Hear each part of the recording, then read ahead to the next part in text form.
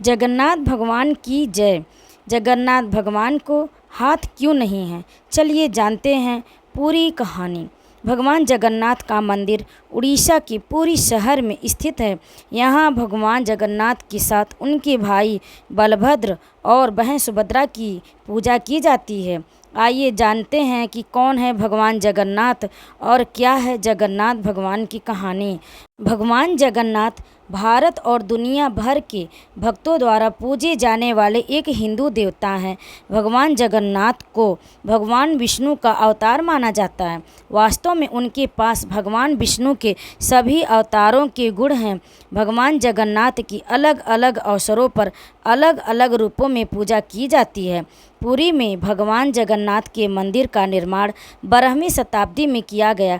इस मंदिर में भगवान जगन्नाथ की मूर्ति लकड़ी से बनी हुई है, जिसे हर साल 12 साल में बदला जाता है, जबकि हर साल आषाढ़ महीने में शुक्ल पक्ष की द्वितीया तिथि को भगवान जगन्नाथ की रथ यात्रा निकाली जाती है।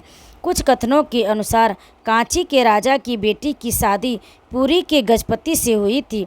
जब कांची राजा ने गजपति राजा को रथ यात्रा के दौरान जगन्नाथ, बलभद्र और सुभद्रा के रथों के सामने के क्षेत्र में झाड़ू लगाते हुए देखा तो वह चकित रह गए।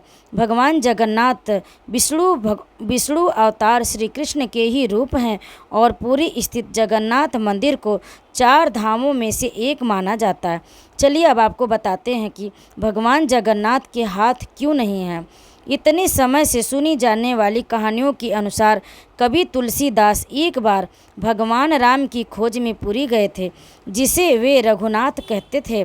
भगवान जगन्नाथ के दर्शन करने के बाद वह बेहद निराश हुए। वह इतना दुखी हुआ कि वहां से चला गया, क्योंकि जगन्नाथ के कान, हाथ और पैर नहीं थे। दरअसल जिस व्यक्ति भगवान जगन्नाथ की मूर्ति बनाई थी, उसने कहा था कि जब तक मैं मूर्ति बना रहा हूँ तब तक कोई मुझे इस कमरे से न बुलाए। लेकिन जिस राजा ने उन्हें मूर्ति को बनाने का कार्य दिया था, वह सोच रहे थे कि इतने वर्ष होने के बाद भी अभी तक मूर्ति क्यों नहीं बनी, क्या कारण है। जब वह परेशान हुआ तो उसने कमरे का दरवाज़ा खोल दिया और फिर वह मूर्तिकार ने मूर्ति को अधूरा ही छोड़ दिया, और तभी से जगन्नाथ भगवान की मूर्ति वैसी ही है। अब आइए आपको बताते हैं कि कृष्ण भगवान कैसे बने जगन्नाथ। यह लकड़ी का जीवाश्म बन जाता है, जिसने कलयुग की शुरुआत को चिन्हित किया। कुछ हजार वर्ष बीत जाने के बाद मालवा के राजा इंद्रद्युम्न को एक स्वप्न आया और उस स्वप्न में उन्हें बांकी मोहन में लकड़ी का लट्ठा ढूंढने को कहा गया। इस सपने में देखे गए उसके एक मूर्ति तलाश कर उसे पुरी में जगन्नाथ का मंदिर स्थापित करने को कहा गया। चलिए अब आपको बताते हैं कि भगवान जगन्नाथ की पत्नी कौन है। देवी लक्ष्मी। भगवान जगन्नाथ की पत्नी देवी लक्ष्मी ने आज गुंडीचा मंदिर में दर्शन की और उन्होंने अपने निवास पर लौटने के लिए कहा। हेरा पंचमी के रूप में मनाया जाने वाला यह अवसर मंदिर में काफ़ी धूमधाम से मनाया जाता है।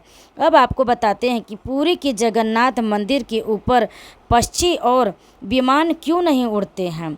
पुरी जगन्नाथ मंदिर के ऊपर से हवाई क्षेत्र को नो फ्लाइंग जोन घोषित किया गया है, इसलिए मंदिर के ऊपर से उड़ानें नहीं उड़ सकती है। पक्षियों के न उड़ने का कारण है आध्यात्मिक, यानी मंदिर सुदर्शन चक्र जैसा दिखता है।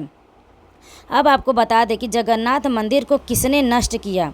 फिरोज शाह तुगलक रूढ़िवादी हो गया था, जिसने अपने शासनकाल के बाद हिस्से में कट्टर हो गया था। उन्होंने जाजनगर के लिए एक अभियान के दौरान पुरी जगन्नाथ मंदिर को नष्ट कर दिया। कांगड़ा के ज्वालामुखी मंदिर को नगरकोट अभियान के दौरान नष्ट कर दिया गया था। अब बताते हैं कि क्या जगन्नाथपुरी में भगवान श्री कृष्ण का हृदय अभी भी विराजमान है। जरा शिकारी जिसने कृष्ण को मार डाला था, विश्वावसु नाम के एक सबर आदिवासी व्यक्ति के रूप में पुनर्जन्म लेता है। वह पुरी के आसपास जंगलों में एक जमे हुए नीले पत्थर कृष्ण के दिल की खोज करता है और इस विशाल पत्थर को नीला माधव के रूप में पूजा जाता है। पुरी के जगन्नाथ मंदिर की छाया क्यों नहीं है? चलिए ये भी जानते हैं। दरअसल मुख्य गुंबद की छाया हमेशा इमारत पर ही पड़ती है और इसलिए कभी भी अदृश्य हो जाती। आप तस्वीर से भी अंदाज़ा लगा सकते हैं कि यह जगन्नाथ मंदिर में प्रवेश करने का एक तरीका है। जगन्नाथ की मूर्तियाँ अधूरी क्यों हैं? पुरी जगन्नाथ मंदिर की अधूरी मूर्तियों से जुड़ी कुछ बातें हैं। पौराणिक कथा के अनुसार सतयुग में इंद्रधुम्न नाम का एक राजा रहता था। वह भगवान विष्णु का भक्त था और उनके लिए एक मंदिर बनवाना चाहता था। इस प्रकार उन्हें उस सामग्री के बारे में एक संकेत मिला जिसका उपयोग उन्हें मूर्तियाँ बनाने के लिए करना होगा। क्या होता है जगन्नाथ की भगवान की पुरानी मूर्तियों को मंदिर परिसर में वैकुंठा देवताओं के रूप में जाना जाता क्षेत्र में दफनाया जाता है। हिंदू घरों में मृत्यु के बाद की रस्मों की तरह रात्र के कार्यक्रम में शामिल होने वाले सेवकों को 10 दिनों के बाद मुंडन कराया जाएगा और पुरानी मूर्तियों की मृत्यु का शोक मनाया जाता है। भगवान कृष्ण को किसने मारा था? चलिए आपको बताते हैं। महाभारत के अनुसार यादवों के बीच एक त्यौहार पर लड़ाई छिड़ जाती है जो अंत में एक दूसरे को मार डालते। सोते हुए कृष्ण को हिरण समझकर जरा नाम का एक शिकारी एक तीर चलाता है जो उसे घातक रूप से घायल कर देता है। कृष्ण की मृत्यु किस उम्र में हुई थी? चलिए जानते हैं। उन्होंने 60 वर्ष शासन किया और 96 वर्ष की आयु में BCC 3042 में उनकी मृत्यु हो गई। उनका पुत्र जन्मेजय उसी वर्ष 25 वर्ष की आयु में राजा बना। उनकी मृत्यु के समय भगवान कृष्ण 125 वर्ष 7 महीने के थे। अब बताइए राधा की मृत्यु कैसे हुई? चलिए जानते हैं। श्री कृष्ण ने दिन रात बांसुरी बजाई जब तक राजा ने अंतिम सांस नहीं ली और आध्यात्मिक रूप से कृष्ण के साथ विलीन हो गए। बांसुरी की धुन सुनकर राधा ने अपना शरीर त्याग दिया। राधा की मृत्यु को भगवान कृष्ण सहन नहीं कर सके और प्रेम के प्रतीकात्मक अंत के रूप में उनकी बांसुरी को तोड़कर झाड़ी में फेंक दिया। भगवान जगन्नाथ की कितनी पत्नियां थीं? चलिए ये भी जानते हैं। दशहरा पर 16 दिनों की पूजा के दौरान शशिमणि को विमला के मंदिर में नृत्य करने का अधिकार था। जगन्नाथ की तांत्रिक पत्नी मंदिर की रसोई के लिए जिम्मेदार थी। भगवान जगन्नाथ की 2 अन्य पत्नियां हो सकती हैं लेकिन कोई भी शशिमणि की शिकायत को याद नहीं रखता। वह हमेशा अपने दिव्य प्रेम से अपने विवाह के बारे में सेखी बघाड़ती रहती थी। कृष्ण के हृदय का क्या हुआ?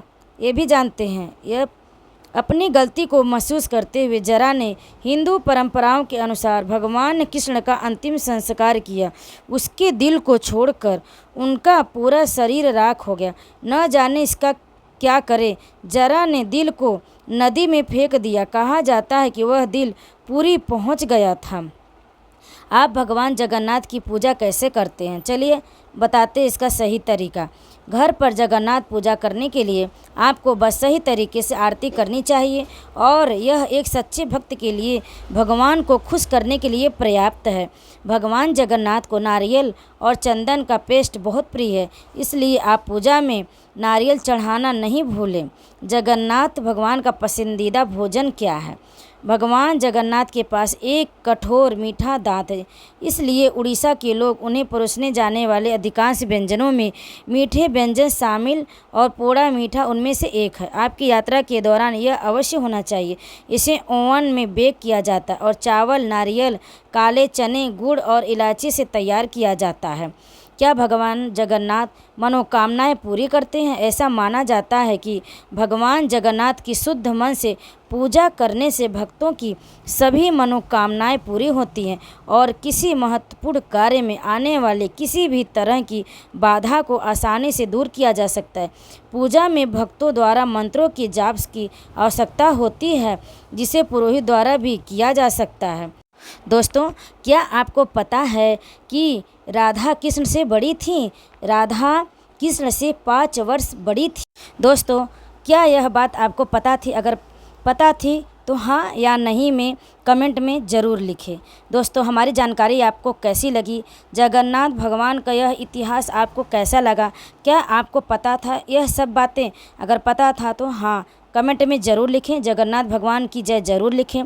दोस्तों, अगर आप हमारे चैनल पर पहली बार आए हैं तो हमारे चैनल को सब्सक्राइब ज़रूर करें। हमारे वीडियो में अंत तक बने रहने के लिए आप लोगों का बहुत बहुत धन्यवाद। आप सभी पर जगन्नाथ भगवान की कृपा सदैव बनी रहे।